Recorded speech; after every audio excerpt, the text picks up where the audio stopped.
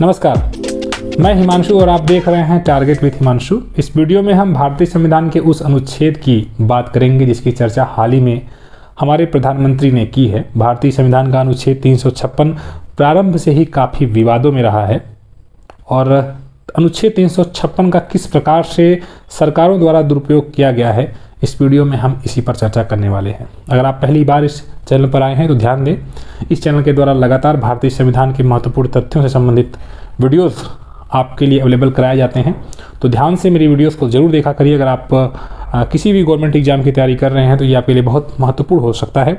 और अगर आप भारतीय नागरिक हैं तो भी आपके लिए जानना जरूरी है। अगर आप भले ही गवर्नमेंट जॉब की तैयारी ना भी करते हो तो कैसे, लेकिन भारतीय संविधान के कुछ महत्वपूर्ण तथ्यों को आपको जरूर जानना चाहिए।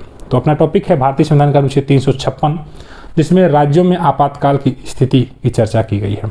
आप एक थोड़ा सा मैं पहले से आपको बेसिक समझा देता हूँ क्योंकि आपको इसको समझना बहुत ज़रूरी है। भारतीय संविधान में कुछ ऐसे महत्वपूर्ण तथ्य हैं जिनको ये कहा गया है कि ये एक ढांचा है, संवैधानिक ढांचा है। जैसे अनुच्छेद 1973 में केशवानंद भारती मामले में भारतीय संविधान के बारे में सुप्रीम कोर्ट ने कहा कि कुछ ऐसी चीज़ें हैं जो बदली नहीं जा सकती। मूल ढांचा जिसको कहा जाता है, basic structure of the constitution, उसी एक ढांचे में, जैसे अब आप कहेंगे बेसिक स्ट्रक्चर क्या होता है, तो जैसे भारत धर्मनिरपेक्ष है, ये भारत का एक बेसिक स्ट्रक्चर है। सुप्रीम कोर्ट के द्वारा इसे कहा गया कि भारत का कोई धर्म नहीं है, यानी कि हर धर्म को समान रूप से देखा जाएगा। उसी में भारत एक संघीय शासन प्रणाली वाला देश है। यह भी भारत की एक महत्वपूर्ण विशेषता है जिसका कभी नाश नहीं हो सकता। यानी भारत का जब निर्माण किया गया तो संघ और राज्य दोनों को, संघ एक मजबूत संघ के रूप में एक मजबूत केंद्र को बनाया गया, लेकिन राज्यों को भी बनाया गया। इसीलिए भारत को राज्यों का संघ कहा गया अनुच्छेद 1 में। इसका मतलब जब तक भारत देश है तब तक राज्य हैं और केंद्र भी है। शक्तियों का पृथक्करण किया गया है, यह भी हमारे देश की एक महत्वपूर्ण विशेषता है। भारतीय संविधान में एक अनुसूची जो आपने पढ़ा होगा, अनुसूचियों में भी केंद्र और राज्य के बीच विभिन्न प्रकार से शक्तियों का विभाजन किया गया है और कुछ शक्तियां केंद्र के लिए निर्धारित की गई हैं, राज्य सूची, समवर्ती सूची और केंद्र सूची। तो ये आप जानते हैं कि ये शक्तियों का पृथक्करण है। लेकिन कभी कभी ऐसा होता है कि केंद्र सरकार अपनी शक्तियों का प्रयोग करते हुए राज्य सरकार को बर्खास्त कर देती है, राज्य सरकार को निलंबित कर देती है किन्हीं कारणों से। और ऐसा हमारे संविधान के अनुच्छेद के किसी एक अनुच्छेद के आधार पर जब केंद्र सरकार ऐसा करती है तो यह एक स्थिति ऐसी बन जाती है जहां पर राज्यों में भी एक प्रकार से अप्रत्यक्ष रूप से केंद्र सरकार अपना शासन चलाने लगती है। भारत, आप जानते हैं, जैसे आपके यहाँ विधानसभा का चुनाव होता है जिसमें आप मुख्यमंत्री चुनते हैं अपने राज्य के लिए, और लोकसभा का चुनाव होता है जिसमें आप प्रधानमंत्री चुनते हैं अपने देश के लिए। अगर केंद्र सरकार को ऐसा लगता है कि राज्य सरकार सही तरीके से या संवैधानिक तरीके से कार्य नहीं कर रही है तो केंद्र सरकार राज्य सरकार को बर्खास्त कर सकती है, निलंबित कर सकती है ना, सरकार को। ये भारतीय संविधान का अनुच्छेद 365 जो है वो कहीं ना कहीं, देखिए, इसके पहले जो मैंने आपको बताया था अनुच्छेद 22, उसमें मैंने बताया था केंद्र की जो ताकतवर जो बनाता है राज्य या फिर जो राज्य सरकार है उसको ताकतवर बनाया जाता है एक आम नागरिक के खिलाफ, यानी मेरे आपके खिलाफ। लेकिन अनुच्छेद 365 केंद्र को राज्य सरकारों के खिलाफ ताकतवर बना देता है। हमारे देश में, हमारे संविधान में भारत को राज्यों का संघ कहा गया है, यानी कि भारत में राज्य भी हैं। उत्तर प्रदेश, बिहार, झारखंड, पश्चिम बंगाल, मध्य प्रदेश, तमिलनाडु, केरला, ये सभी राज्य हैं। इनका विनाश नहीं हो सकता।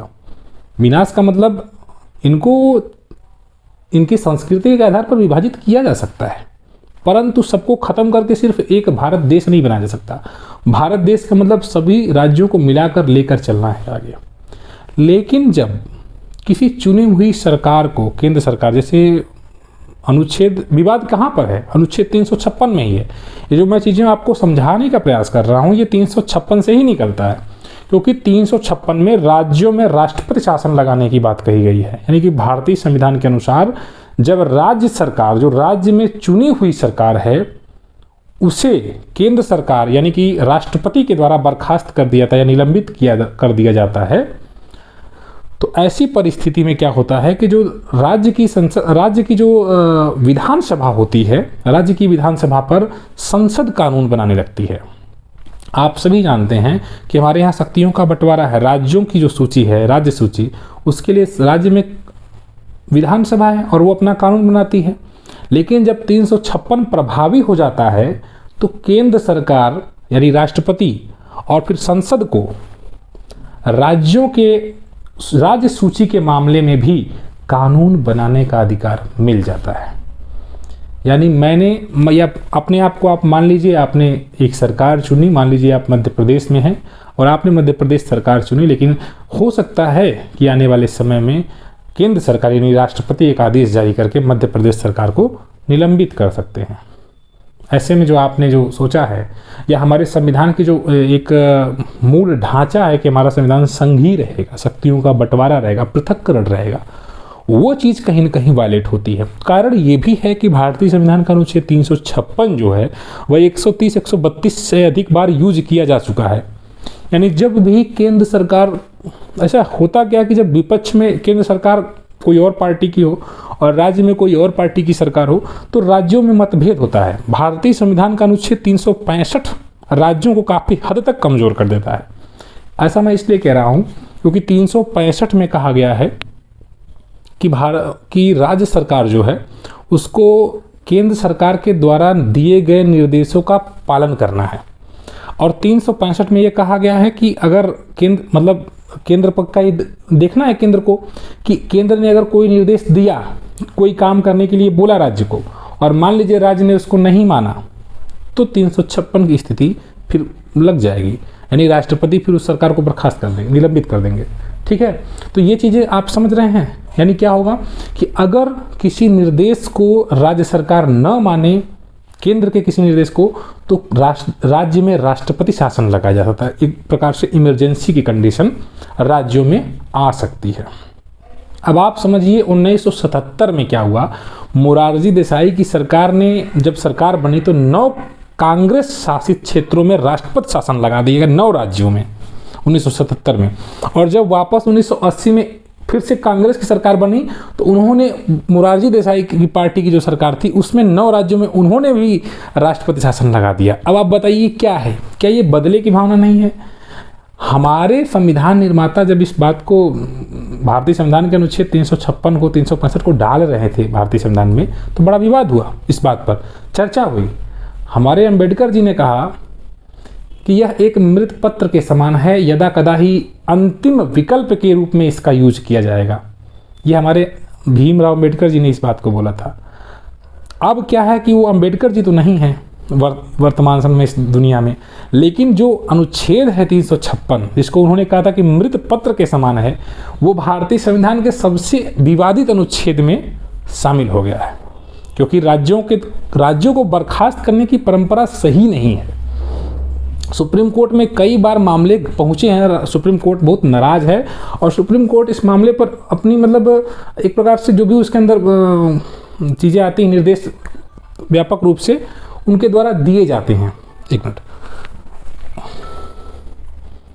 तो इस चीज़ को आपको समझना है। हमें भारतीय संविधान के अनुच्छेद 356 पर हम चर्चा कर रहे थे, तो ये कहीं न कहीं ये जो शक्तियों का बंटवारा है, यहाँ पर राज्य की शक्तियाँ केंद्र के पास हस्तांतरित हो जाती हैं, यही मुख्य विवाद है। और अभी हाल ही में हमारे प्रधानमंत्री जी ने भी, मोदी जी ने भी चर्चा किया और कहा कि किसी एक पार्टी, इंदिरा गांधी ने बहुत ज़्यादा यूज किया था, ऐसा उन्होंने बोला है कि कई बार उन्होंने इस प्रकार की कंडीशन, तो ये एक विवाद है, राजनीतिक विवाद भी है ना। अब आप कहेंगे कि क्या अनुच्छेद 356 वास्तव, देखिए मैं बार बार कह रहा हूँ कि राज्यों में अपनी चुनी हुई सरकार होनी चाहिए और केंद्र की अपनी सरकार होनी चाहिए। लेकिन बार बार अगर केंद्र राज्यों के मामले में दखल दे, जैसे दिल्ली सरकार को आप देखिए वर्तमान समय में, दिल्ली में हालांकि केंद्र शासित क्षेत्र है वो, लेकिन दिल्ली का मुख्यमंत्री अगर बार बार क्या कहता है कि हमारे मामले में हस्तक्षेप कर रहे हैं, तो अगर इस प्रकार ये तो केंद्र और राज्य जाने, लेकिन केंद्र राज्यों में इस प्रकार का टकराव होने लगेगा बार बार, तो कहीं ना कहीं ये हमारे संविधान निर्माताओं की जो सोच है, जिस भाव से उन्होंने हमारे संविधान को बनाया है, शायद उस चीज़ की पूर्ति नहीं हो सकी है ना। तो हमें इस पर डिस्कशन मतलब मैंने आपसे ये किया 356 पर, लेकिन अब आप अगर इसके पॉजिटिव पॉइंट्स को देखें, भारतीय संविधान का अनुच्छेद 356 क्या वास्तव में विवादित है? नहीं भाई। अगर आप उसको गहराई से या उसके पॉजिटिव पॉइंट्स को देखें तो 356 का प्रयोग करने की स्थिति क्या होती है। जैसे मान लीजिए राज्यों में मान लीजिए चुनाव है और चुनाव के बाद दो पार्टियां, किसी एक पार्टी को बहुमत नहीं मिलता है, ठीक है, किसी भी पार्टी को बहुमत नहीं मिलता है और बहुमत न मिलने की स्थिति में क्या हुआ कि दो पार्टियां आपस में मिलकर गठबंधन करके सरकार चलाएं, लेकिन फिर उसके बाद मान लीजिए 3 साल सरकार चलने वाली है, 4 साल सरकार चलने के बाद या 3.5 साल सरकार चलने के बाद उनमें आपस में विवाद होता है और किसी एक मामले पर वो मुख्यमंत्री इस्तीफा अपना दे देते हैं, ठीक है, और उनमें बिखर जाते हैं जो गठबंधन में, तो बाहर हो जाते हैं गठबंधन से। अब त्रिकोणीय स्थिति बन गई, तो ऐसी परिस्थिति में राष्ट्रपति के पास राज्यपाल, जो संबंधित राज्य के राज्यपाल हैं, चूंकि राष्ट्रपति के निर्देश के राष्ट्रपति भी यहाँ पर एक्टिव रहते हैं, आप जानते ही हैं। स्वयं हर राज्य में राज्यपाल का होना भी कहीं ना कहीं एक, जिसकी नियुक्ति राष्ट्रपति के द्वारा की जाती है, कहीं ना कहीं केंद्र की अधिक ताकतवर स्थिति को प्रकट करता है। हमारे संविधान में बार बार इस चीज़ का जिक्र होता है कि भारतीय संविधान जो है केंद्रीकृत प्रणाली की ओर झुकाव। देखिए इसका प्रमाण है, ये मेंस में भी ऐसे प्रश्न आते हैं, आपको सिद्ध करना है, तो आप इस इतना बढ़िया आपके सामने ये भी आप जवाब दे सकते हैं। देखिए हर राज्य में एक राज्यपाल अगर है इसकी नियुक्ति केंद्र के द्वारा की जा रही है, तो ये स्वयं में कहीं ना कहीं वो बैठा हुआ है केंद्र के एजेंट के रूप में, भैया अगर कहीं गड़बड़ काम किए तो रिपोर्ट देंगे हम राष्ट्रपति को, और राष्ट्रपति फिर राष्ट्रपति शासन भी लगा देंगे 356 365 जिंदाबाद, है ना। तो ये तमाम प्रकार की चीज़ें होती हैं, लेकिन मैं बात कर रहा था कि किस परिस्थिति में ये 356 लगाने की सोचा होगा, हमारे संविधान निर्माताओं ने क्या सोचा होगा। ये सोचा होगा कि त्रिकोणीय मान लीजिए पार्टियां, 3 पार्टियां आ जाएं और उसमें से किसी को भी स्पष्ट बहुमत ना मिले, राज्यपाल अगर किसी एक को बुलाते हैं या दूसरे को बुलाते हैं, कोई बहुमत न साबित कर पाए, है ना, तो इस प्रकार की स्थिति में राष्ट्रपति शासन लगाया जा सकता है राज्यों में। या फिर स्वयं मुख्यमंत्री इस्तीफा दे देते हैं अगर किसी मामले में, मान लीजिए किसी कोई विवाद हो या पार्टी आपस में बिखर कर टूट जाए, मान लीजिए कोई एक पार्टी है उसमें आपस में आंतरिक कलह हो जाता है, मुख्यमंत्री को लेकर, दावेदारी को लेकर काफ़ी हद तक टूट जाता है, चीज़ें बिखर जाती हैं, तो ऐसी परिस्थिति में राष्ट्रपति शासन लगाया जाता है। लेकिन केंद्र के द्वारा बार बार राज्य के मामले में हस्तक्षेप करके और राज्य के में हस्तक्षेप करके ज़बरदस्ती का राष्ट्रपति शासन लगाना कहीं ना कहीं ये काफ़ी विवाद को जन्म देता है, और हमारे संविधान निर्माताओं की ये अपेक्षा तो बिल्कुल नहीं थी कि इस प्रकार की कोई स्थिति हो। और अगर हमारे संविधान निर्माता आज देखें कि भारतीय संविधान में अनुच्छेद 356 का किस प्रकार से मिसयूज किया गया, ये मैंने सुप्रीम कोर्ट ने कहा है, आप इसको पढ़िए, आप भारत का इतिहास देख लीजिए। 1950 के बाद से अगर 132-133 बार भारतीय संविधान का अनुच्छेद 356 लग रहा है, तो ये इसका स्पष्ट संकेत है कि भैया इसका ज़्यादा मिसयूज हो रहा है। तो इस पर कुछ न कुछ तो धारणाएं, मतलब कुछ न कुछ तो चीज़ें बननी चाहिए, है ना। तो यही सब चीज़ें हैं फ्रेंड्स, मैंने आपसे 356 डिस्कशन कर दिया है। कैसी लगी वीडियो ज़रूर आप मुझसे बताइएगा, और शेयर जरूर किया करिए। जो लोग संविधान को समझना चाहते हैं, जानना चाहते हैं, पढ़ना चाहते हैं, वो मेरी वीडियोज़ को ज़रूर देखा करिए, ठीक है। और अगली वीडियो में हम फिर आएंगे किसी और एक टॉपिक के साथ। जल्द ही हिस्ट्री पर भी हम डिस्कशन करेंगे, इंडियन ज्योग्राफी पर भी डिस्कशन बड़ी लंबी होगी, बस आपका साथ चाहिए, आप लोग थोड़ा सा सपोर्ट करिए, और जो पढ़ने वाले लोग हैं उन तक मेरी वीडियोज़ को ज़रूर पहुंचाया करिए। मिलते हैं नेक्स्ट वीडियो में, गुड बाय।